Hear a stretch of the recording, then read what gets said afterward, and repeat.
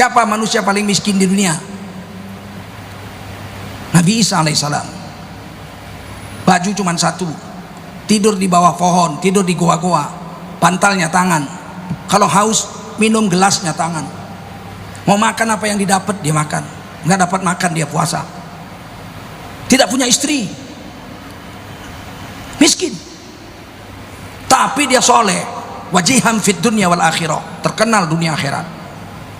Yang paling miskin di dunia Nabi Isa bukan Hamdan ATT. Hamdan ATT itu merasa miskin. Lihat syair lagunya itu. Aku merasa orang termiskin di dunia. Dia merasa miskin. Kalau Nabi Isa miskin, tapi taat sama Allah, terkenal dunia akhirat.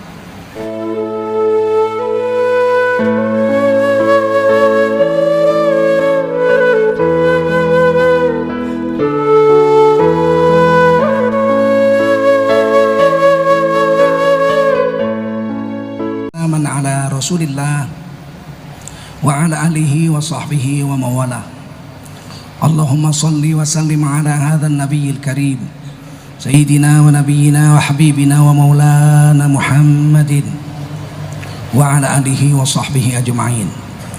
Amma ba'du, qala Allah ta'ala fi kitabihil aziz, a'udzu billahi minasy syaithanir rajim. Bismillahirrahmanirrahim. Qul innani hadani rabbi ila siratim mustaqim dinan qiyaman millata Ibrahim hanifa wa ma kana minal musyrikin. Qul inna salati wa nusuki wa mahyaya wa mamati lillahi rabbil alamin la syarika lahu wa bidzalika umirtu wa ana awwalul muslimin. Qala Rasulullah sallallahu alaihi wasallam, man kharaja min baitihi fi talabil ilmi fahuwa fi sabilillahi hatta yarji. Baginda Rasul bersabda, siapa keluar dari rumahnya untuk mendapatkan ilmu, maka orang itu adalah orang yang berjihad fi sabilillah sampai dia kembali ke rumahnya. Mudah-mudahan kita semua mendapatkan pahala jihad dari Allah Subhanahu wa taala. Amin. Shadaqallahul azim wa sadaqa rasuluhun nabiyul karim wa nahnu ala dzalika minasy syahidin wasyakirin walhamdulillahi rabbil alamin. Para ulama, tuan-tuan guru yang berhadir yang dimuliakan Allah Subhanahu wa taala, Bapak, Ibu-ibu jamaah pengajian Darut Tauhid Masjid Istiqlal Jakarta yang dimuliakan Allah Subhanahu wa taala. Generasi muda Islam, anak-anakku, selamat datang pagi hari ini. Di pundak kamulah terpikul tanggung jawab untuk memelihara negara kesatuan Republik Indonesia ini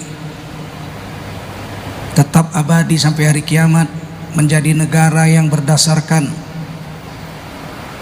ketuhanan yang Maha Esa, negara NKRI yang baldatun thayyibatun wa rabbun ghafur.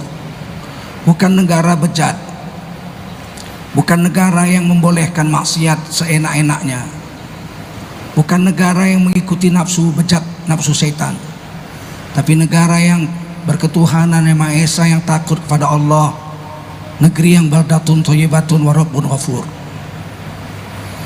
Kalau sekedar Indonesia dulu mau merdeka tapi agama nggak bisa berdiri, buat apa merdeka kita dulu? Kalau cuma sekedar dapat makan, minum, pakaian, penjajah Belanda pun ngasih makan, minum, pakaian, ngasih gaji juga sama kita semua, bikin sekolah juga, bikin rumah sakit juga, bikin bendungan juga. Bahkan bendungannya sampai sekarang nggak rusak-rusak. Bendungan kita baru 3 tahun jebol. Kita dulu mau merdeka karena kita mau hidup beragama dengan bebas. Makanya negara Indonesia ini ditulis pasal 29 ayat 2, sekarang pasal 28. Negara Indonesia adalah negara yang berdasarkan ketuhanan yang Maha Esa. Kita bukan negara sembarangan, kita negara yang berdasarkan ketuhanan yang Maha Esa. Pasal 2-nya sekarang pasal 28E. Negara menjamin tiap-tiap warga negara untuk memeluk agama garis miring kepercayaan dan menjalankan agama garis miring kepercayaannya masing-masing. Negara menjamin kita untuk beragama dan menjalankan ajaran agama kita masing-masing. Ada 6 agama. Tidak ada satu pasal pun mengatakan negara menjamin orang-orang yang mau merusakkan agama di Indonesia. Tidak ada satu pasal pun.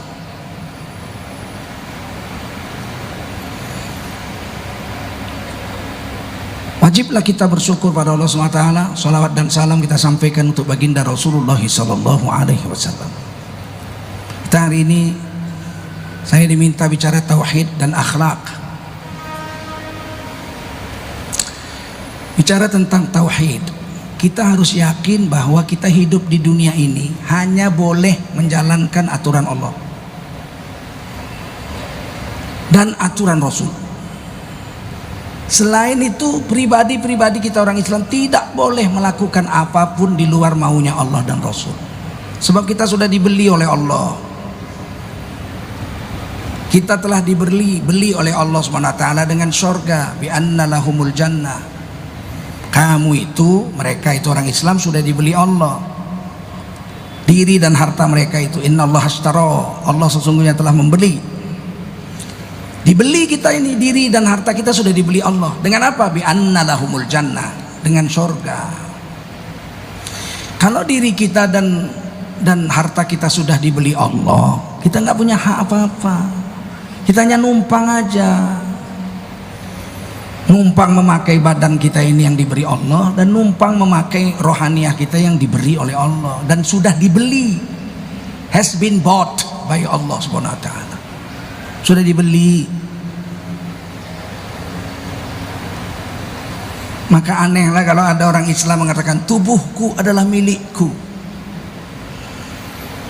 Kalau aku mau buka aurat, apa urusannya sama lo? Tubuhmu milik Allah, bukan milikmu. Hartamu milik Allah. Bumi ini milik Allah. Langit milik Allah.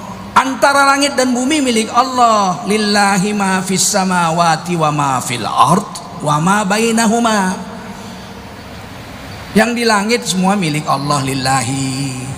Yang di bumi milik Allah, lillahi. Antara langit dan bumi milik Allah. Lahu mulkus samawati wal ard. Bagi Allah lah kekuasaan di langit dan di bumi, wa ma bainahuma, dan antara langit dan bumi. Dan kita mau tidak mau harus mengucapkan inna lillahi wa inna ilaihi raji'un. Sesungguhnya kami milik Allah. Mau tidak mau satu hari akan pulang kepada Allah. Mana ada milik kita?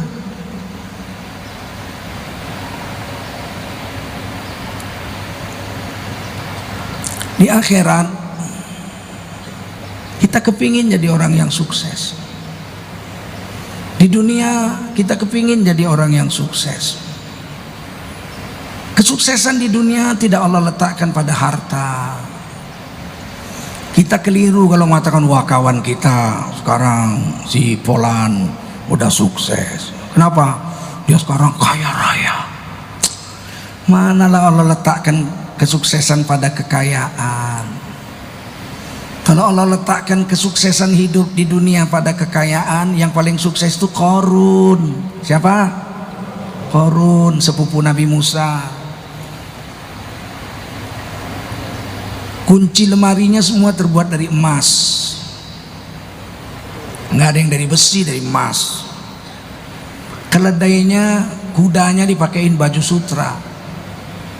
Istananya besar. Emasnya tidak terhitung, kunci lemarinya saja dari emas. 7 keledai nggak sanggup mengangkat kunci lemarinya saja. Berapa kayanya Qarun. Tapi dia satu, nggak punya ketaatan sama Allah sama Rasul, nggak punya tauhid sama Allah sama Rasul, nggak ada, nggak beriman sama Allah sama Rasul. Qarun hina dunia akhirat. Dia dan hartanya ditelan bumi, disedot bumi. Dia dan seluruh hartanya ditelan bumi sampai hari kiamat. Sampai sekarang kalau kita gali sumur, dapat emas di dalam tanah, dibilang dapat harta. Dapat harta yang kuat, dapat harta hebat, kaya raya. Sukseskah dia? Tidak. Qarun hina dunia akhirat. Buktinya Qarun hina dunia akhirat. Mana? Tidak ada satupun ibu-ibu yang hamil. Udah hamil bu? Oh, berapa bulan? 9. Kata dokter minggu depan lahir. Udah di-scan perut saya, namanya anaknya laki-laki. Udah dikasih nama, udah biar hebat namanya Qarun. Gila ibunya. Dan tidak ada orang merasa mulia dipanggil Qarun. Siapa yang paling kaya di kampung ini? Saya. Masya Allah. Apa hartamu? Oh, kebun saya 200 hektar, mobil saya 10, rumah saya 10, emas saya 10 kilo, istri saya 4. Masya Allah. Bapaklah Qarunnya di kampung ini ya. Ditabok kita. Menghina kau ya, menghina. Berarti Qarun tuh hina, padahal kaya raya. Apa salahnya Qarun? Satu aja, nggak punya iman kepada Allah dan Rasul. Ada yang mengatakan lagi kesuksesan hidup itu kalau pangkatnya tinggi. Hebat kawan kita sekarang. Kenapa? Wah, udah jadi menteri, kaya raya, sukses. Kalau kesuksesan Allah letakkan di pangkat yang tinggi, yang paling sukses Fir'aun. Siapa? Lahir jadi pangeran, mati jadi raja. Oh, nggak pernah ikut pemilu. Jadi raja, nggak ada dua periode bikin pencitraan, nggak perlu Firaun pencitraan. Apa? Saya seumur hidup jadi raja. Rakyatnya suruh sujud semua, fasjudu liya, sujud semua sama aku, sujud semua. Ana rabbukumul a'la, aku adalah Tuhanmu yang maha tinggi. Diam semua rakyatnya, bego rakyatnya dibikin sama dia. Berani ngelawan, hilang langsung. Siapa yang melawan, mengkritik Fir'aun langsung dituduh penebar kebencian, anti Bhinneka Tunggal Ika. Nggak ada yang berani sama Fir'aun. Nabi Musa aja takut. Nabi Musa itu nabi yang paling perkasa, tenaganya kuat. Berkelahi pemuda Bani Israel dengan pemuda suku Fir'aun, Qibti, berantem. Dipisah nggak mau, pisah nggak mau, pok, ditabok, mati. Mike Tyson aja belum pernah nabok orang mati.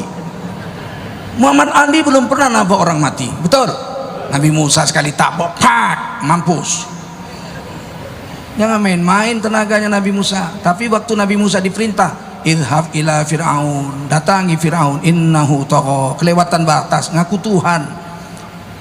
Ayo datangi, kata Nabi Musa, inni akhafu, aku takut. Nabi Musa aja gentar sama Fir'aun. Ya main-main, saking hebatnya Firaun, wibawanya. Kalau dia naik perahu di Sungai Nil, Sungai Nil itu lebarnya itu bisa 3 km lebarnya,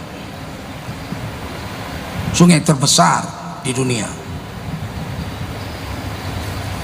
Diriwayatkan dalam riwayat kalau Firaun naik perahu, bergelombang air Sungai Nil itu, dibentaknya air sungai itu, diam. Raja besar sedang lewat, diam air itu, tahu, saking wibawanya Fir'aun. Main-main Fir'aun, badannya keker, perang nggak pernah kalah. Kalau perang dia di depan, panglima perangnya dia rajanya, dia paling depan kalau perang. Badannya keker, nggak kurus Fir'aun. Fir'aun kok kurus?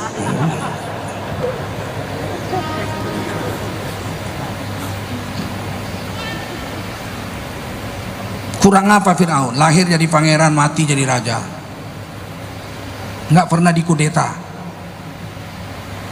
Tapi Fir'aun nggak sukses. Kata Allah, Fir'aun laknatullah alaih. Fir'aun itu manusia yang hina dunia akhirat. Mana buktinya Fir'aun hina? Nggak ada orang mau dipanggil Fir'aun. Hadirin sekalian, berikut ini adalah kata pengarahan dari Fir'aun Republik Indonesia. Ditangkap protokolnya. Betul nggak? Menghina kau ya? Ternyata Fir'aun tidak mulia walau pangkatnya tinggi, sebab Allah tidak letakkan kemuliaan pada pangkat yang tinggi.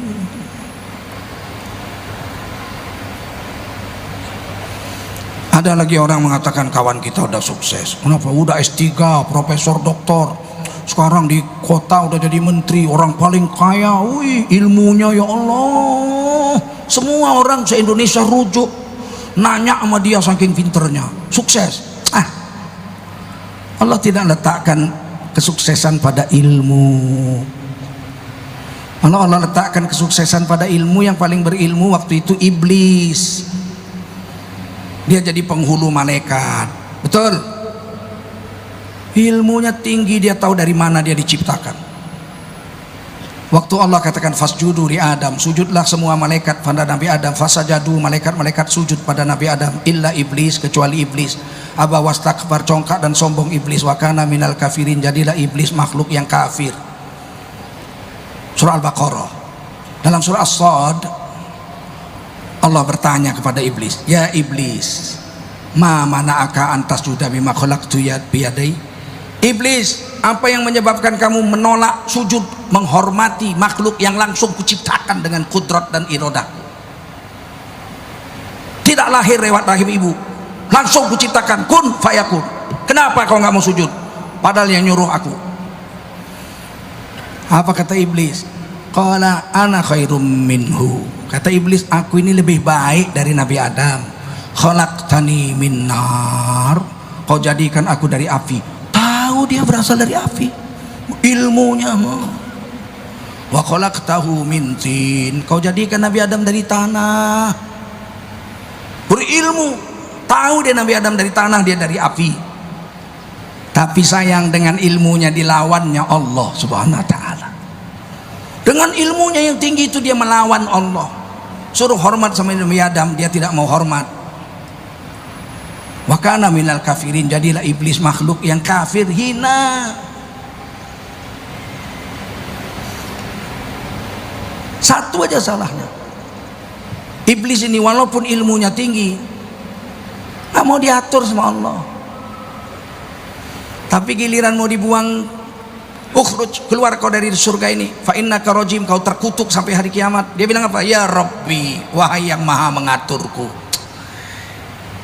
Manggil Allah tuh ya Rabbi, wahai Tuhan yang maha mengaturku. Tapi nggak mau diatur, namanya iblis. Maunya aturannya dia sendiri.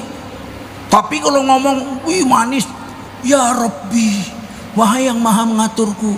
Tapi nggak mau diatur. Allah nggak pandang mulutmu ngomong, yang Allah pandang hati dan amalmu. Innallaha la yanzuru ila suwarikum wala ila amwalikum walakin yanzuru ila qulubikum wa a'malikum. Allah nggak lihat rupamu yang cantik, ilmu yang banyak, hartamu yang banyak, enggak.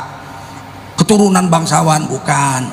Walakin yanzuru ila qulubikum, Allah lihat hatimu, ada iman enggak di situ? Ada ketaatan pada Allah enggak? Ada ketaatan pada Rasul enggak? Wa a'malikum, dan Allah lihat amalmu, tunduk patuh enggak dengan aturan Allah. Terus di mana diletakkan Allah kesuksesan?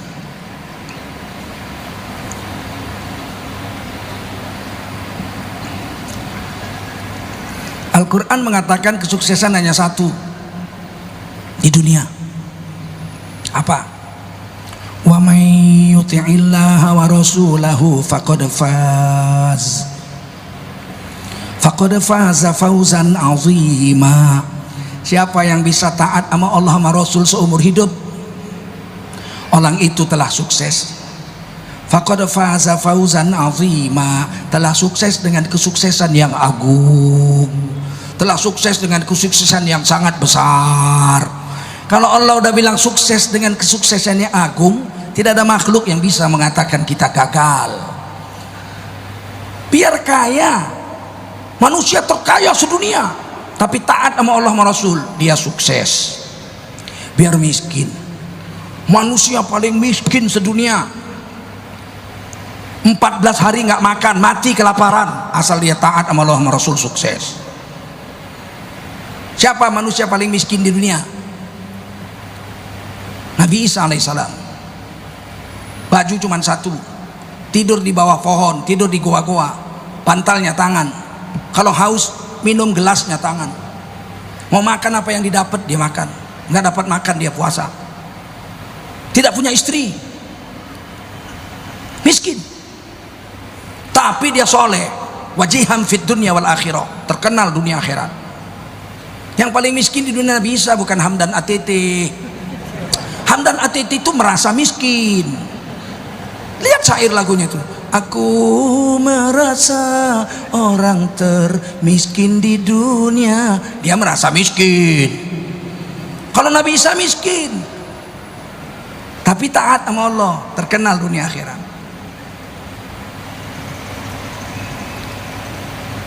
Walau miskin kalau taat, sukses dunia akhirat. Walau kaya kalau taat kepada Allah sama Rasul, sukses dunia akhirat.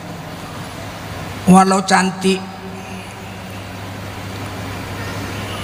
Siti Hawa cantik, sepertiga kecantikan perempuan sedunia dijadikan satu untuk Siti Hawa sendiri. Itu kalau kita jumpa pingsan kita itu. Siti Saroh istri Nabi Ibrahim cantik. Seluruh dunia wanita ini sepertiga dicantikan satu cantiknya untuk Siti Saroh sendiri, kata Rasulullah. Berapa cantiknya Siti Saroh istri Nabi Ibrahim. Sepertiga untuk Siti Hawa, sepertiga untuk Siti Saroh, tinggal sepertiga lagi ibu-ibu bagi 3 miliar lebih.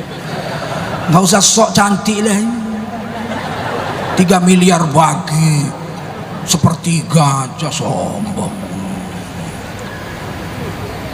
Ini kadang-kadang perempuan ini kurang tahu diri juga, udah jelek nggak sholat pula.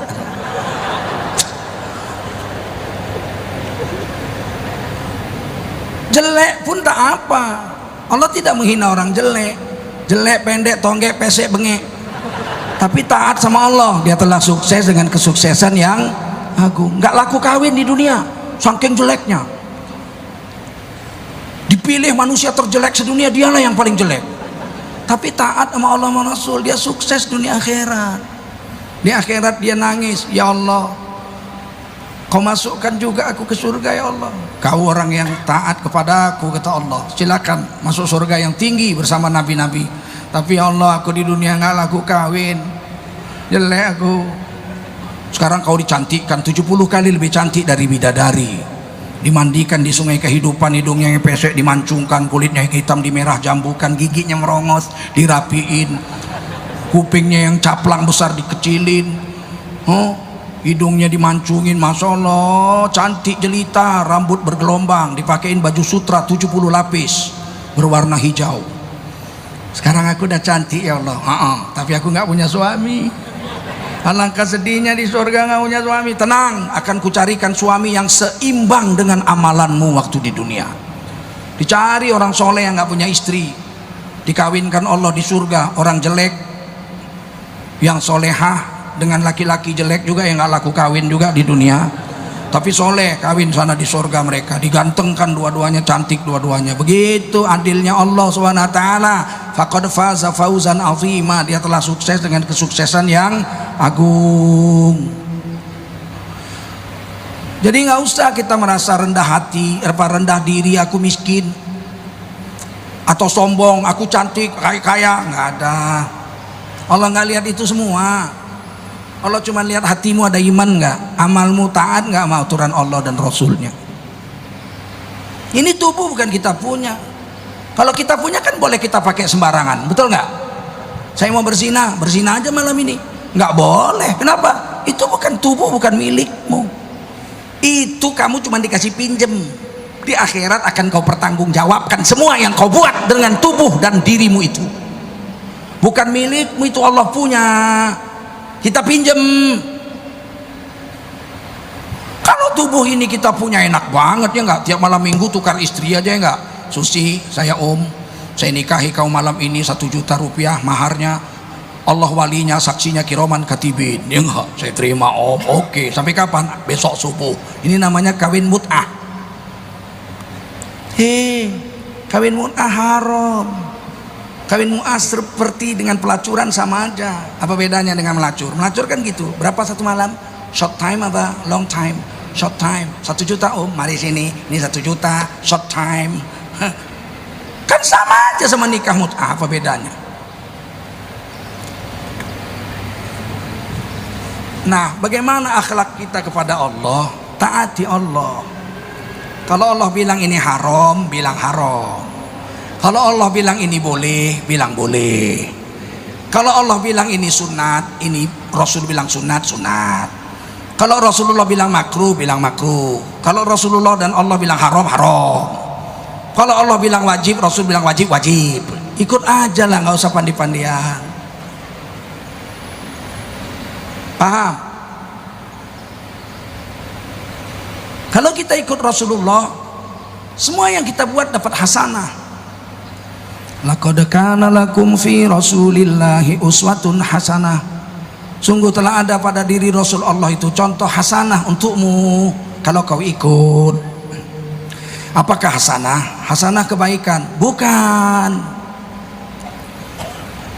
Kebaikan khairat, fastabiqul khairat.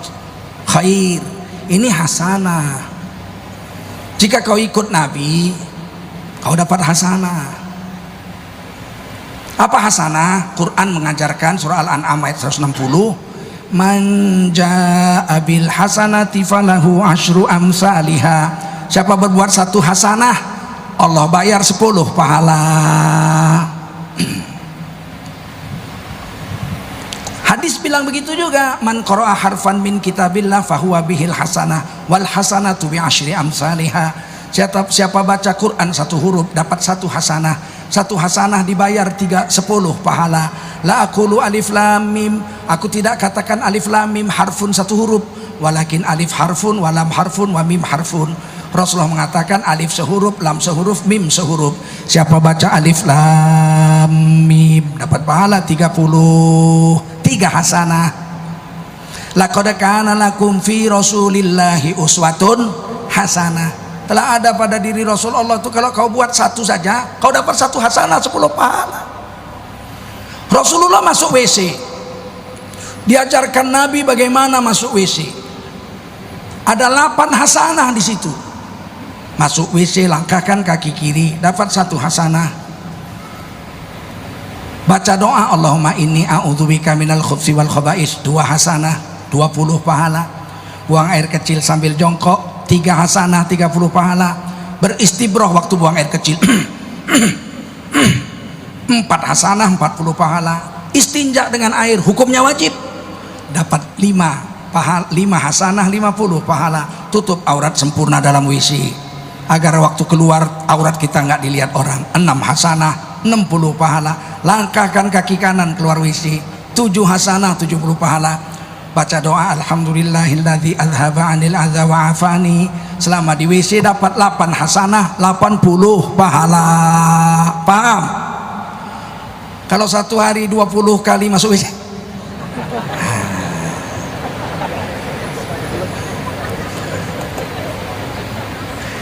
selama 60 tahun berapa besar pahala? Sekali masuk WC 80 pahala, 8 hasanah. Kata Allah, iqra kitabak, baca kitabmu, catatan amalmu sekarang di hari kiamat. Baca, dia baca. Masuk WC, masuk WC, masuk WC, 80 pahala, masuk WC, masuk WC. 60 tahun. Mungkin amal ibadah kita yang ikhlas cuman buang air besar aja. Akibat mengikuti Rasulullah Sallallahu Alaihi Wasallam. Makanya saya kalau WC masjid dikunci saya protes. Sejak SMP saya sudah protes. Saya pernah SMP pergi ke tempat rekreasi di Medan sana Sumatera Utara, pergi naik gunung Brastagi. Saya mau buang air kecil, biasanya saya naik Honda sama bapak saya. Hari itu saya naik bus, bapak saya nggak mau pergi. Saya naik bus, Habis sana saya cari-cari WC, waduh ada masjid, saya datang masjid, WC-nya dikunci. Kesel banget saya, kemana saya buang air ini? Saya lihat ada gereja, saya datang ke gereja, mudah-mudahan WC-nya nggak dikunci. Bener nggak dikunci, di belakang WC-nya nggak dikunci. Airnya air gunung, sejuk dingin. Saya buang air kecil, masya Allah, udah selesai, merdeka rasanya. Zuhur azan, saya datang ke masjid, sholat zuhur. Selesai masjid saya protes, Bapak pengurusnya, ya saya ketuanya. Kenapa dikunci WC-nya Pak? Dilihatin saya dari atas kepala sampai kaki. Karena waktu itu belum jadi ustad, masih SMP. Kalau udah begini mana berani dia gini-gini. Marah dia. Apa dia bilang? Ini WC dikunci. Karena banyak orang datang ke WC cuman buang air kecil, buang air besar, terus pergi nggak sholat. Ya Allah Pak, WC memang tempat kencing. Kalau ada orang masuk WC sholat, gila. Aduh, terdiam dia. Pak, orang yang mau buang air kecil ke masjid Pak, cari WC, itu pasti orang beriman Pak. Karena dia mau menyelamatkan adab-adab buang air kecilnya Pak. Kalau dia orang Islam yang durhaka, apalagi kafir, di bawah pohon aja selesai. Astagfirullah, kata pengurus masjidnya. Ya Pak, bayangkan kalau kita bangun WC masjid, ada 1000 orang yang masuk buang air kecil situ, 1 orang 80 pahala, 1000 orang 80.000 pahala.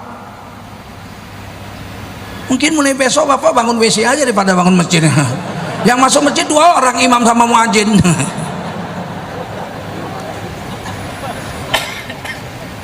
Itulah gunanya taat sama Allah sama Roh. Dapat hasanah. Yang kedua, kalau kita taat sama Allah sama Rasul, kita dapat mahabbah, dapat kecintaan Allah. Qul in kuntum tuhibbunallah. Kalau tadi surah Al-Ahzab, ini surah Ali Imran. Qul in kuntum tuhibbunallah.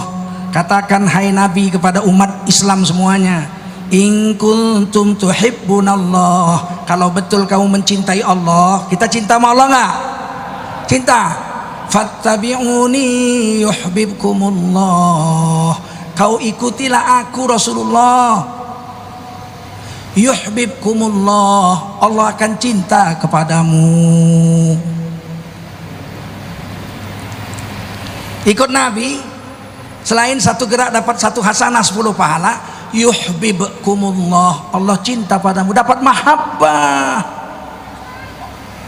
Nggak usah kan yang wajib-wajib, oleh wajib udah sholat cara Nabi, wah hebat lah, wah Allah cantik. Saya sholat Allah cinta, wajar lah. Saya puasa Allah cinta, oke lah.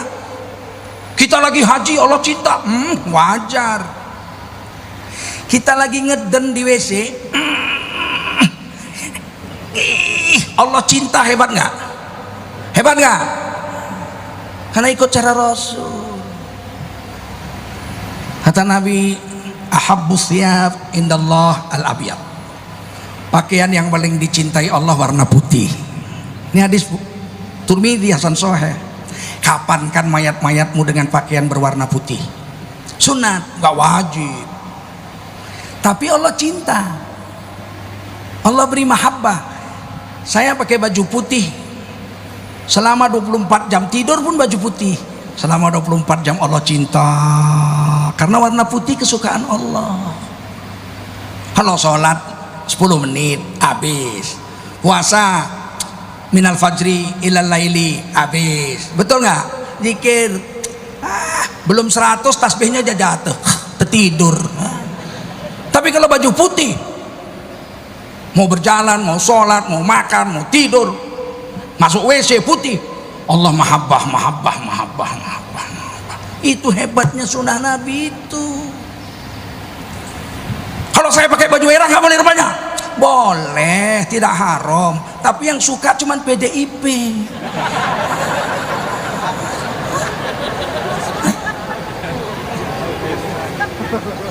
Kalau putih yang suka Allah. Ayo pilih merah apa pilih putih? Nanti pemilu ke sana.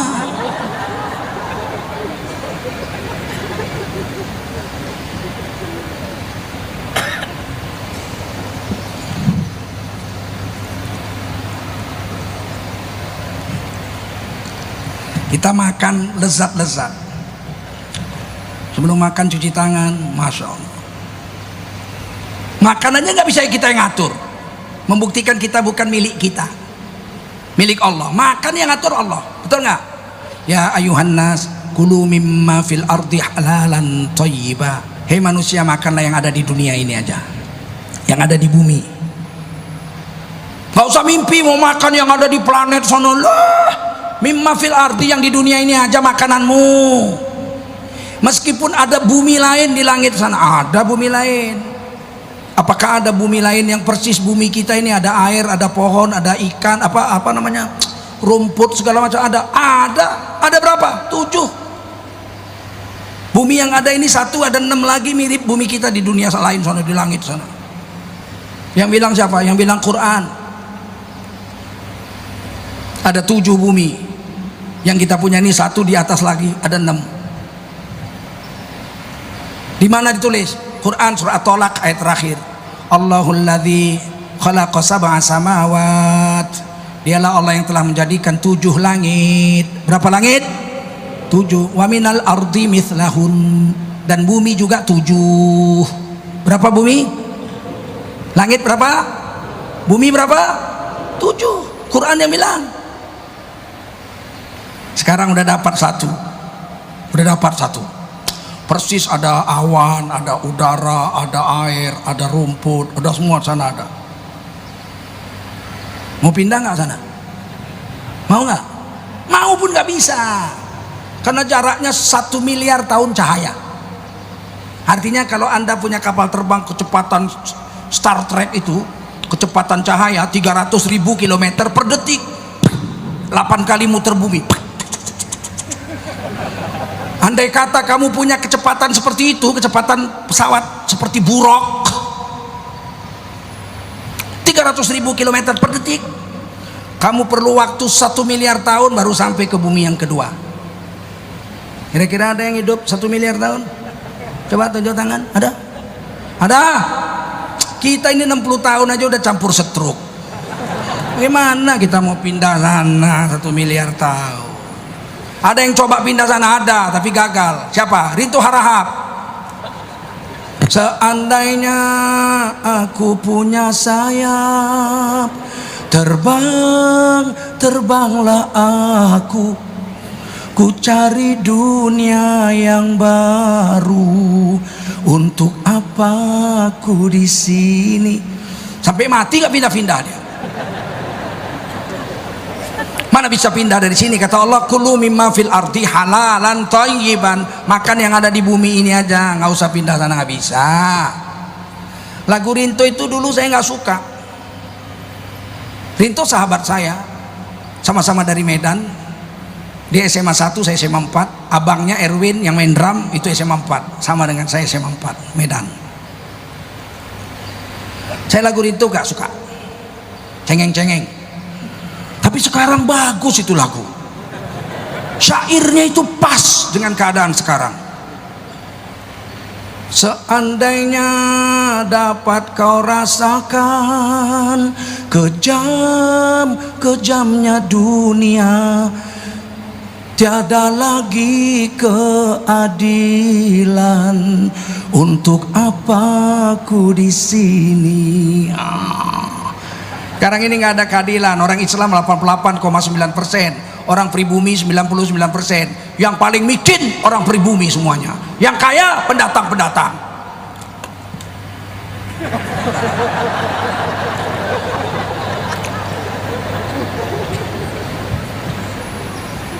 Perlu DPR RI dan presiden yang bisa mengubah keadaan ini. Mau nggak? Mau? Betul? Heleh. Nanti sana lagi. Kalau kita ikuti Nabi, kita dapat mahabbah, cinta Allah kepada kita. Jangan tanya hukumnya, sunnah Nabi yang wajibkah? Pokoknya asal sunnah Nabi, biar yang wajib, biar yang sunat, biar yang mubah, asal kita ikuti. Sunnah Nabi ada yang wajib, tutup aurat, sholat 5 waktu, puasa Ramadan, berkata benar, itu sunnah Nabi yang wajib. Jadi sunnah Nabi bukan dikerjakan berpahala, ditinggalkan tidak berdosa, itu sunat. Sunnah Nabi fi'liyah, kata-kata perbuatan Nabi, qauliyah, perkataan Nabi, diamnya Nabi terhadap perbuatan sahabat, ini namanya sunnah. Ada yang wajib, paham? Menjaga sholat, berkata benar, menutup aurat, ini sunnah Nabi yang wajib. Ada sunnah Nabi yang sunat, gosok gigi, laula an asyqa ala ummati la amartuhum bisiwak inda kulli shalah aw inda kulli wudu. Sunnah Nabi yang sunat, kalau tidak memberatkan umatku, kuwajibkan gosok gigi 10 kali sehari, 5 kali waktu mau wudhu, 5 kali waktu mau sholat. Berat enggak gosok gigi 10 kali sehari? Makanya enggak wajib, sunat. Ditinggalkan tidak berdosa, dikerjakan berpahala. Tapi kalau ditinggalkan walaupun tidak berdosa, dihina orang, dihina Allah, dihina malaikat, dihina Nabi. Enggak percaya? Gosok gigi hukumnya sunat. Ya, sunat aja kok, dikerjakan pahala, tinggalkan enggak berdosa. Coba enggak gosok gigi 3 tahun? Sunat aja kok. Iya, tapi jijik orang. Giginya blue bandnya banyak. Apa disimpan untuk dikerik hari raya bikinin bolu? Dihina orang. Saya tidak peduli apakah sunnah Nabi yang wajib, apakah sunnah Nabi yang sunat, apakah sunnah Nabi yang mubah, asal diikuti dapat hasanah dan dapat mahabbah. Saya pakai juban serban, pakai cincin, nggak sengaja nih, memang dibeli nih cincin, cuman dikasih adik saya, angkat saya gratis ini. Hari ini pakai sal, ini nggak ada sunnahnya nih. Sunnah saya karena lagi batuk aja, kata ibu saya kalau batuk bungkus supaya lehernya panas, batuknya hilang. Bener, belum ada batuk saya nih selama ini. Itu pusaka ibu. Saya pakai sal ini. Yang sunnah itu salnya diselendangkan di sini, bukan taruh leher. Ini karena batuk aja. Sunnah taruh sini. Kalau saya pakaian sunnah, pakai jubah, serban, jenggot, cincin, tongkat, pakai selendang, kata Allah, dzalika khair, ini yang terbaik, dalam surah Al-A'raf ayat 25-26. Bayangkan kalau saya pakaian begini jam 2 malam masuk diskotik, apa yang terjadi? Satu diskotik bubar, ada setan. Ini membuktikan pakaian ini sunnah, nggak bisa kompromi dengan kebatilan, paham? Mana mungkin saya ke tempat pelacuran begini, adik berapa? Kata pelacur itu, gila ya om Aji udah gila katanya.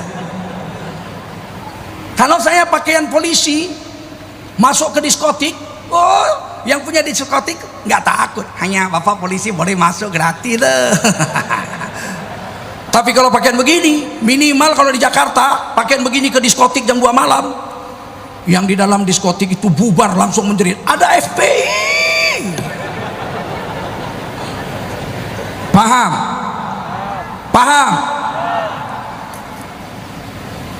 Hebatnya sunnah Nabi itu, dapat mahabbah, kecintaan Allah Subhanahu. Kemudian apa? Hasanah, mahabbah, satu lagi, wa yaghfir lakum dzunubakum, dan Allah ampunkan dosamu. Allah dapat maghfirah. Kita masuk WC cara Rasulullah, keluar dari WC cara Rasulullah. Di dalam WC itu kita diampuni dosa kita sama Allah. Kalau sholat diampuni dosa, wajar lah. Puasa, war Ramadan ila Ramadan kafaroh lima bainahuma, puasa Ramadan dengan Ramadan menghapuskan dosa, oh ya wajar lah. Tapi kalau kita sedang tidur Allah ampunkan dosa, kan hebat. Berwudu sebelum tidur, zikir sebelum tidur, baca ayat-ayat Quran, awal Baqarah, akhir Baqarah, miring ke kanan, baca doa bismika Allahumma ahya wa amut. Selama tidur diampuni dosa-dosa kita. Mati sedang tidur dihitung mati syahid di sisi Allah SWT. Hebat. Paham? Kita cari nafkah nih, laki-laki di luar banting tulang, Saya kadang-kadang lihat orang kerja keras, kasihan saya. Terutama bulan Ramadan tuh saya sering nangis itu. Saya dulu di Medan naik Vespa, berpanas-panas. Ada uang saya beli mobil, nggak beli mobil saya. Karena Medan tuh deket-deket aja, 2 km, 3 km, 4 km, deket-deket. Saya ke kampus 5 menit. Dari rumah saya Setiabudi, kampus USU 5 menit, deket-deket udah sampai. Ngapain beli mobil? Nggak penting. Tapi kadang-kadang bulan puasa tuh saya lemas, panas. Tiba-tiba saya lihat orang memecahkan aspal. Memecahkan aspal pakai mesin pemecah itu. Saya lihat gitu, ya Allah. Berhenti saya. Ya Allah. Saya datang, assalamualaikum, waalaikumsalam. Bapak puasa? Saya usahakan Pak, hari ini saya puasa. Aduh. Saya bilang, Pak, boleh saya pakai alatnya sebentar Pak? Oh jangan Pak Ustadz, Bapak nggak bisa. Saya cobalah sekali. Diajarin pegang begini Pak, kuat megangnya Pak, tekan sini, tekan. Sakit dada saya. 5 hari masih sakit dada saya. Bagaimana kalau saya kerja dari pagi sampai sore, mungkin saya muntah darah, mati istri saya jadi janda. Saya lihat gitu, ya Allah, Bapak masih puasa, saya masih puasa. Saya bacakan hadis Bapak, kata Rasulullah, al-kasibu minal halali karimun alallahi ta'ala. Orang yang cari nafkah dengan cara halal Pak, orang keramat di sisi Allah. Nanti Bapak, badan Bapak sakit Pak. Kalau Bapak nanti malam tidur Pak, begitu Bapak bangun subuh, Bapak sholat subuh, seluruh dosa Bapak dari ujung rambut sampai ujung kaki diampuni oleh Allah SWT. Sayang Allah dengan orang-orang yang menegakkan sunnah Rasulullah. Cari nafkah cara halal, tidurnya nyenyak, walaupun badannya sakit semua tidur nyenyak. Banyak orang-orang miskin tidur nyenyak, gak ada beban. Lihatlah orang naik metro mini itu, nggak ada kipas angin, tempat duduknya dari plastik, dari depan sampai belakang semua tidur. Sementara yang naik mobil-mobil mewah, Range Rover, Jaguar, Mercy, aduh, nggak bisa tidur. KPK. Jam tangannya miliaran harganya. Kedudukannya tinggi, semua orang kenal, duitnya banyak, istrinya cantik, mobilnya Mercy.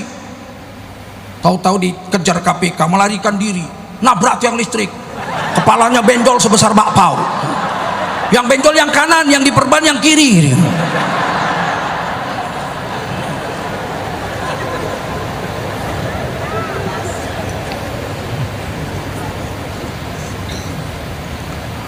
Kalau kita ikuti Nabi, nggak pedulilah mau yang wajib kah, yang sunat kah, yang mubah kah. Kalau kita ikut Rasulullah, kita dapat mahabbah, cinta Allah kita.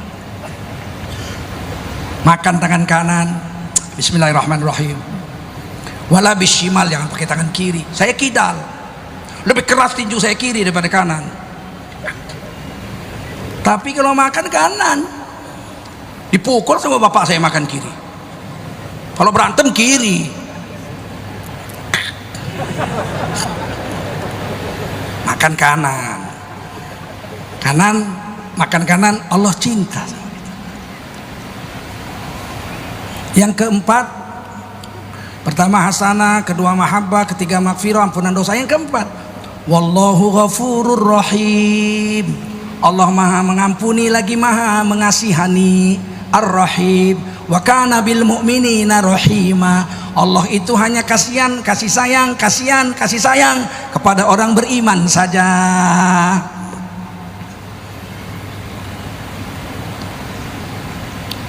Kalau kita ikuti Nabi ini, adab-adab kita hidup di dunia ini ikut Nabi seperti yang Allah perintah ini.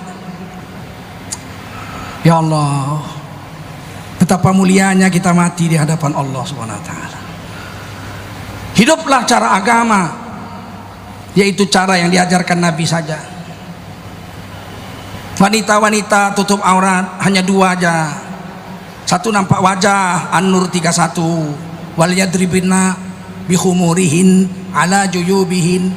Tutup auratmu dengan kerudung. Kerudung itu nampak wajah dan telapak tangan. Menurut Abdullah bin Abbas radhiyallahu anhu dalam kitab Tafsir Miqbas, Tafsir Ibnu Abbas, dalam An-Nur 31, perempuan disuruh pakai kerudung. Khimar, jamaknya khumur, nampak wajahnya dan telapak tangannya. Hadisnya Abu Dawud dhaif menurut Abu Dawud.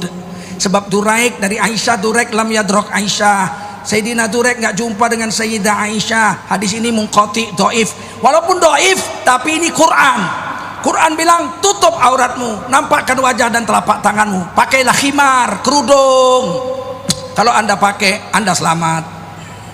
Yang kedua, turun lagi surah lain lagi terakhir, Al-Ahzab 59. Ya ayuhan nabi, hai nabi, perintahkan pada anak-anak istri-istrimu, anak perempuanmu dan semua perempuan beriman. Qul li azwajika wa banatika wa nisa'il mu'minin yudnina 'alaihin min jalabibihin. Perintahkanlah istrimu, anak perempuanmu dan semua perempuan beriman sampai hari kiamat. Wajiblah mereka menutupkan seluruh tubuh mereka dari kepala, wajah dan dadanya dengan jilbab mereka. Menurut Imam Ibnu Katsir, Imam Qurtubi, Jalaluddin As-Suyuti dalam tafsir Jalalain, Imam Sawi, Sofatut Tafasir menurut Imam Sobuni, semuanya mengatakan jilbab adalah cadar yang dapat menutup kepala, muka dan dada. Hebatnya Kementerian Agama Republik Indonesia telah mencetak Al-Quran tafsir 12 jilid berwarna kuning, dicetak di Universitas Islam Indonesia Yogyakarta dengan biaya uang APBN, anggaran belanja negara Republik Indonesia. Di dalam surah Al-Ahzab 59, Kementerian Agama dalam tafsirnya mengakui jilbab adalah cadar. Terjemah Quran yang mesti berlaku di Indonesia, nggak boleh nggak berlaku. Itu yang ditulis oleh Kementerian Agama Republik Indonesia. Surah Al-Ahzab ayat 59, jilbab adalah, lihat catatan kakinya footnote, jilbab adalah baju kurung yang longgar yang dapat menutup kepala, muka dan dada. Kepala, muka dan dada. Tiba-tiba Universitas Islam Yogyakarta menghalangi orang bercadar harus dibina, nanti terlibat teroris radikal. Berjuta-juta orang di Mekah pakai cadar, nggak ada bom meledak di sana, dibawa perempuan bercadar, betul? Takut sama orang bercadar. Aku lebih takut sama orang pakai rok mini, betul nggak? Yang perlu dibina itu nenek-nenek umur 70 tahun masih sok cantik pakai rok pendek, itu yang nggak tahu diri. Kucing aja lihat dia buang muka.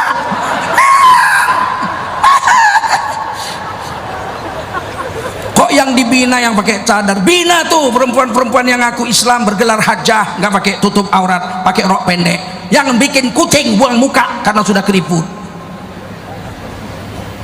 Ajaib, alhamdulillah hari ini sudah dicabut. Hari ini dicabut, rektor sudah mencabut suratnya lagi, nggak jadi. Iya, karena kita nyinyir. Ini ustadz kritik di Twitter, di Facebook bilang nyinyir. Ya kalau nggak nyinyir, kau jungkir.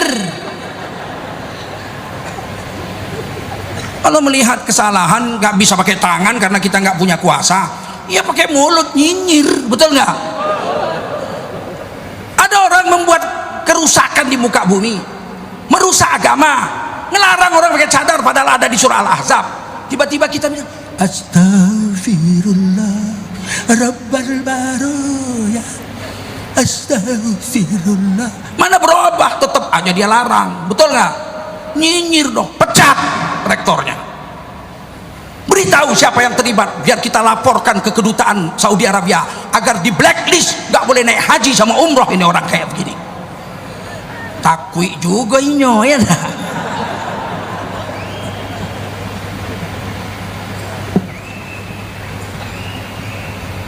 Kita dapat rahmat dari Allah Subhanahu wa ta'ala. Nah, inilah ceramah saya hari ini.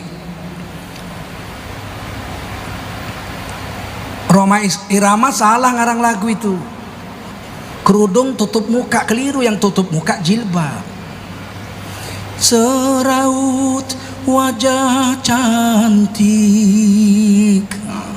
Itu kata Omar Rama kan, yang kau sembunyikan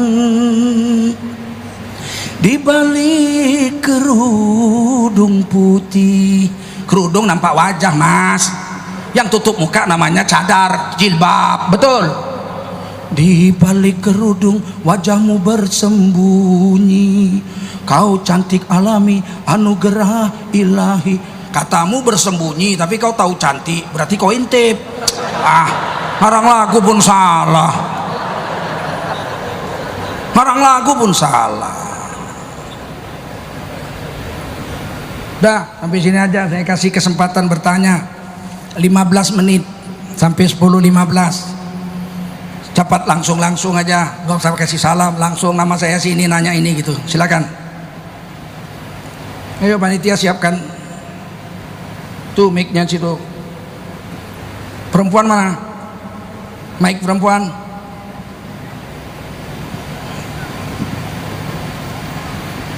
Cepat.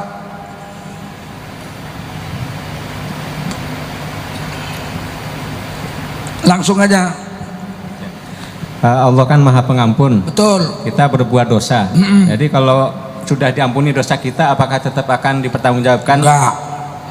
Kalau kita punya dosa ampun, ditipex.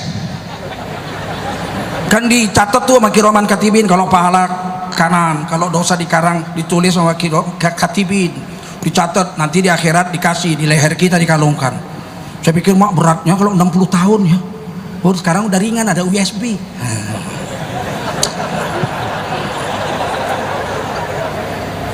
Iqra kitabak, baca kitabmu, diputar langsung di layar lebar.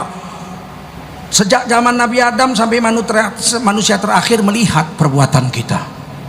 Kalau penuh dengan dosa-dosa, kata Allah, walau taro idzil mujrimuna nakisu ru'usihim inda rabbihim. Kau akan lihat orang-orang berdosa menundukkan wajahnya setunduk-tunduknya, sampai jalan pakai wajahnya, malu ngangkat muka. Ada nabi di situ, ada mertuanya, ada istrinya, ada anaknya, kelihatan dia berzina. Heran dia, loh waktu itu saya kan masuk kamar hotel mati lampu. Yang syuting ini Kiroman Katibin, bukan Metro. Tipu. Mau apa? Semua nampak. Tiba-tiba selesai diputar, malaikat bertanya, adakah sesuatu yang tidak ada di situ? Apakah Allah menjalimimu? Tidak ya Allah, semuanya lengkap ada. Aku tidak dizalimi sedikit pun. Cuman ada beberapa dosa yang kulakukan yang sampai sekarang aku masih ingat, tapi tidak ada dinampakkan di situ dosa-dosaku itu. Allah memberitahu dosa-dosa yang nggak nampak lagi karena kau sudah tobat atas dosa itu. Dosa yang kau tobati dihapus dari catatan amal. Bahkan malaikat Kiroman Katibin dilupakan oleh Allah akan catatannya. Yang ingat cuman Allah dengan kamu saja pelaku-pelakunya. Bahkan bumi yang menjadi saksi ini, yauma idzin tuhadditsu akhbaroha bi anna rabbaka auhalaha. Batu-batu, pohon-pohon, kayu semua menjadi saksi di hari kiamat, dilupakan oleh Allah SWT akan dosa yang telah kita lakukan, yang kita tobati akan dosa itu. Nggak usah malu-malu tobat sama Allah, nggak usah malu-malu. Tobatlah, walau dosamu sebanyak buih di laut, tambah sebanyak pasir di pantai, tambah sebanyak bintang di langit. Banyak betul itu. Iya, kalau kau tobat, niscaya ampunan Allah lebih besar dan lebih banyak dari dosa yang kau perbuat. Nggak usah khawatir. Innallaha ghafurur rahim. Maha pengampun Allah itu, lagi maha kasihan terhadap orang beriman yang mau tobat pada Allah SWT. Yang lain. Assalamualaikum Ustaz. Waalaikumsalam. Saya ingin bertanya, saya punya teman, dia mampu dalam hal materi dan memaksa suaminya untuk umroh. Apakah itu hukumnya wajib Ustaz? Terima kasih. Seorang istri tidak wajib memberi makan suaminya, tidak wajib memberi minum suaminya, tidak wajib memberikan pakaian pada suaminya, tidak wajib menyuruh memberikan uang umroh atau haji, tidak wajib. Kalau istri suaminya itu malas-malesan cari makan, istrinya punya gaji 50 juta sebulan, suaminya nggak mau kerja, istrinya simpen uangnya 50 juta, suaminya bilang aku lapar, matilah kau. Nggak ada kewajiban istri memberi makan suami, tapi suami yang wajib memberi makan istri. Kita harus kerja Pak, biarpun jadi pemulung. Kurang nggak apa-apa, kurang. Nih, saya cuma bisa kasih 15.000. Mana cukup? Cukup. Beli apa? Ya nasi. Terus ikan asin sepotong. Terus digoreng. Terus kalau makan baunya aja dicium. Ini cuma bisa aku kasih sama kau. Ya, itu kemampuannya. Tapi si istri zaman Rasulullah, Abdullah bin Mas'ud miskin. Abdullah bin Mas'ud radhiyallahu anhu miskin. Dia kasih belanja sama istrinya kurang. Beliau badannya kecil, nyiram air, nyiram korma, hasilnya sedikit. Dia kasih makan istrinya ini makanan, belilah pakai uang. Kurang. Istrinya ngadu sama Nabi, ya Rasul, suamiku Abdullah bin Mas'ud radhiyallahu anhu miskin. Setiap hari dia kasih uang belanja tapi kurang untuk aku dan anak-anakku. Maka aku orang kaya raya. Aku ambil duitku, diam-diam ku tambahkan belanja suamiku itu dengan uangku tanpa sepengetahuan dia. Sehingga cukuplah makan kami dengan anak istri, dengan suami. Adakah pahala untukku bersedekah atas suamiku itu? Kata Nabi, falaki mithlaini, kau dapat 2 kali lipat pahala lebih besar daripada bersedekah kepada fakir miskin. Kepada fakir miskin kamu dapat 700 kali lipat paling sedikit, Al-Baqarah 261. Tapi kalau kau sedekah untuk istrimu atau untuk suamimu, kau dapat 2 kali lipat lebih besar, yaitu 1.400 kali lipat.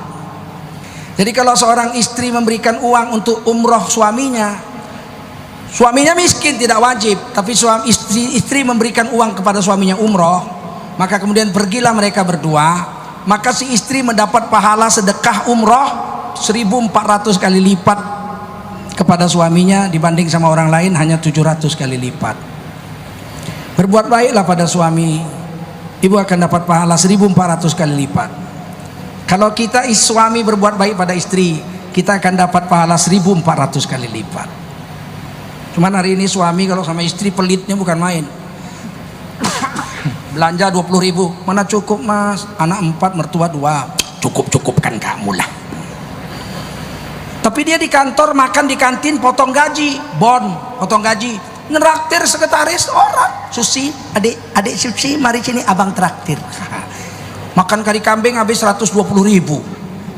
Berdua sama Susi di kantor. Anaknya, mertuanya, ibu kandungnya dikasihnya cuma 20.000. Malam numpang pula makan sama yang 20.000 itu. Akhirnya istrinya kurus, kepalanya yang gede kayak ikan mujair. Ini suami yang zalim kepada istrinya. Assalamualaikum Pak Ustadz. Waalaikumsalam. Apa hukumnya bagi istri yang dilarang bekerja tetap bekerja pada suaminya? Apakah laknat Allah ada di dalamnya sekalipun niat istri itu baik? Terima kasih. Assalamualaikum. Kalau suami melarang nggak usah kerja. Kalau suami bilang nggak usah kerja, nggak usah kerja. Berdosa kita memang iya, karena suami wajib ditaati. Tapi kalau suami nggak punya penghasilan, nah itu lain. Saya mau nggak kerja, tapi kamu kasih saya makan secukupnya seperti biasa. Misalnya berapa? Sekarang ini kalau menurut normalnya makan sehari itu kalau punya anak 2 100.000. Setuju nggak? 70.000 sampai 100.000, betul? Cukup.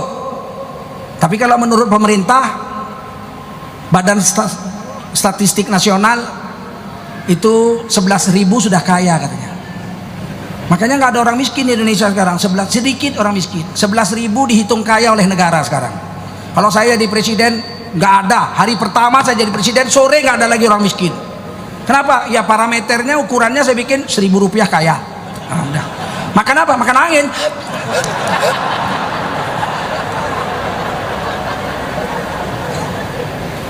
Kalau suami bilang nggak kerja, nggak kerja. Tapi kalau suami nggak bisa ngasih nafkah, kita katakan, wahai suamiku, aku ini mau nggak kerja, seneng jadi ratu aja di rumah, duduk-duduk, santai-santai, jikir-jikir, baca Quran, sholat sunat, puasa sunat. Tapi makan apa kita? Saya memang nggak kerja. Terus gimana? Sementara saya kerja dulu lah sampai abang dapat kerja. Nanti abang udah dapat kerja, udah cocok, aku berhenti. Kompromi. Kalau saya dulu sama istri saya bilang, saya kawin dengan istri, saya bilang kamu nggak usah kerja deh. Dia insinyur teknik kimia, dosen. Saya dosen juga, linguistik Inggris. Saya bilang bagaimana ya, kita udah nikah, nanti anak-anak kita siapa yang didik? Kita mau anak kita nggak usah sekolah, kita didik di rumah, homeschooling aja, tanah saja ke sekolah. Terus gimana? Aku kerja kamu berhenti. Diam istri saya lama. Saya tahu kamu sudah sekolah sampai insinyur, teknik kimia, dosen. Tapi saya bersumpah dengan nama Allah, saya tidak akan makan kalau kamu nggak makan. Jungkir balik pun saya akan cari nafkah untuk memberi makan kamu, memberi nafkah kamu. Dan kamu kalau tidak makan, saya tidak makan. Kalau kamu makan terong, saya makan terong. Istri saya nangis, bilang iyalah bang, saya berhenti. Oke, nanti Allah akan beri keberkahan dalam hidup kita. Dulu belum ada HP. Saya ngerti betul, saya makan gaji 57.000 golongan 3A pegawai negeri. Saya beli udang kering itu, udang asin itu, udang kering, sekilo 2.500. 4 bulan kami cuma makan udang, ditumbuk sama sungut-sungutnya supaya hemat. Itu disambal makannya bayam duri, makan daun singkong apa yang bisa saya tanam di belakang rumah, makan. Selama 4 bulan nggak pernah ganti gizi, kecuali ada undangan kawinan kami makan enak. Saya bertahan tidak bekerja kecuali pegawai negeri saja. Dosen, ngajarnya hari Sabtu saja seminggu sekali, sisanya saya dakwah aja, ikut jemaah tablik, saya nggak ngambil duit. Jauhlah 1, jauhlah 2, pokoknya saya nggak ngambil duit dari agama. Satu hari kami terpaksa puasa, nggak ada makanan, ada kelapa diparut. Istri saya bilang ada telur 1 digoreng pakai kelapa dibelah 2, separuh untuk sahur, separuh untuk buka. Kami puasa karena nggak ada makanan. Waktu buka puasa saya pulang dari masjid sholat maghrib, makanlah kami separuh telur itu. Saya pegang kepalanya, gara-gara saya nggak kerja di luar pegawai negeri, kamu jadi miskin lapar begini. Saya nangis. Kata istri saya, nggak apa-apa bang, bisa merasakan perasaan sahabat-sahabat Nabi dulu katanya. Saya bilang ya udah, besok saya kerja. Besok saya keluar, saya datangi kursus bahasa Inggris dan saya mulai mengajar di swasta. Sampai jadi direktur utama LP3I, saya pindah ke Jakarta, tinggal di Pondok Indah. Saya bilang sama istri, hidup berkah aja, kerja ada saja. Pegawai negeri gajinya sedikit. Saya itu 29 tahun jadi pegawai negeri, gajinya 4.200.000. Sekarang sudah pensiun. Semalam ada pengumuman akan dipotong 15% untuk pensiun. Gila, gaji 4.200.000 mau potong 15%. Gila bener. Untung udah pensiun. Saya kerja di swasta, gajinya banyak. Maka saya bilang sama istri, saya tidak akan makan. Nah waktu saya makan udang kering itu, saya kan ceramah-ceramah juga. Duitnya nggak boleh dimakan, istri saya nggak mau. Habis ceramah di bank, mau di kantor Telkom, makanannya kan mejanya aja 6 meter panjangnya. Ada soto, sate segala macam. Saya diam lihat gitu. Sebab saya tahu tadi pagi saya makan ikan udang kering itu ditumbuk. Saya cari mana ada udang kering, nggak ada. Saya makan nasi dengan sayur rebus pakai sambal aja, yang lain nggak saya makan. Orang-orang bilang, "Ya bapak ini kenapa? Bapak diet, takut gemuk." Diam aja saya. Sampai di rumah saya cerita sama istri, tadi makanan enak sekali, 6 meter panjangnya. Abang makan? Aku cuma makan sambal aja sama sayur rebus. Kenapa bang? Karena kamu juga makan yang sama. Ya Allah bang, saya ikhlas dunia akhirat bang. Abang makanlah sekenyang-kenyangnya, seenak-enaknya. Begitulah perempuan baiknya itu coba. Saya rela makan begini asal abang makan enak. Makanya kalau perempuan udah begini juga masih dimadu, aduh cilaka. Ayo yang lain, satu lagi terakhir. Assalamualaikum warahmatullahi wabarakatuh. Salam. Pak Kiai, apakah kita dikasih tanda apabila dosa kita udah terampuni atau amal kita udah diterima oleh Allah Subhanahu wa taala? Assalamualaikum warahmatullahi wabarakatuh. Ada tanda. Kalau kita tobat sama Allah, tandanya itu kita bisa menangis. Karena at-taubatun nadam. Tobat itu menyesal. Kata Nabi, tobat itu menyesal. Nah, ciri-ciri menyesal apa? Ciri-ciri menyesal nangis. Kalau istri kita bilang, kau setiap hari kulihat naik ojek aja sama si Joni itu, dan pernah ku ikuti 75 kali ngerim sepanjang perjalanan itu. lagi mulai besok. Nekat juga naik ojek. Kalau begitu ku ceraikan kau. Cerai. Pulangkan dia ke rumah bapaknya, kita urus surat cerai. Dia pun di rumah bapaknya nangis-nangis, ngaji-ngaji, nangis-nangis, ngaji-ngaji sampai kurus. Mertua kita telepon. Nah, jadi kau ceraikan istriku, anakmu ini, istriku ini, anakku ini ke pengadilan agama. Kenapa Pak? Kurus dia sekarang, nangis saja tiap hari. Sholat tahajud berjam-jam, kakinya bengkak. Saya datang ke rumah, saya lihat. Kurus. Kau kenapa Dik? Aku menyesal Bang. Itu berarti menyesalnya betul itu. Karena ciri-ciri menyesal pasti nangis. Kalau dia bilang, aku sih menyesal Bang. Si Joni sih nggak pernah naik ojek lagi. Cuman kami gandengan tangan tiap hari. Kalau menyesal mesti menangis. Ciri-ciri dosa kita diampuni karena tobat kalau kita bisa menangis. Kalau nangis mesti Allah ampuni. Jumudul ain min qaswatil qalbi. Mata nggak mau nangis karena hati keras. Wa qaswatul qalb min kasratil dzunub. Hati keras karena dosa yang banyak dilakukan. Maka kalau bisa nangis berarti dosa dihapus. Apakah amal kita diterima, kita terasa? Terasa. Apa rasanya kalau kita bersedekah? Ada orang miskin, saya udah 2 hari nggak makan Pak, katanya sama orang. Orang itu bilang, maaf, saya aja udah 2,5 hari nggak makan. Sini Bu, sini Bu. Ini ada uang, Ibu beli makan. Nah, di warteg 15.000 cukup untuk makan Bu. Ini ya Bu, mudah-mudahan barokah dunia akhirat ya Bu ya. Ya, begitu dia pergi kita terasa lega. Terasa lega, terasa sakinah, sejuk dada kita. Alhamdulillah, aku bisa memberi dia makan hari ini. Itu diterima amal. Tapi kalau begitu kasih, dia pergi, kalau nggak aku kasih makan matilah dia, nggak terima. Tapi kalau ada rasa sakinah, ya Allah, alhamdulillah ya Allah, aku bukan orang kaya, tapi hari ini aku bisa memberi makan dia. Alhamdulillah ya Allah. Amal kita diterima. Sampai sini aja, waktu sudah habis. Terima kasih Jemaah Darut Tauhid, terima kasih atas kehadirannya penuh masjid ini, alhamdulillah. Ingat ya, 2018 ada pemilihan gubernur di Jawa Barat.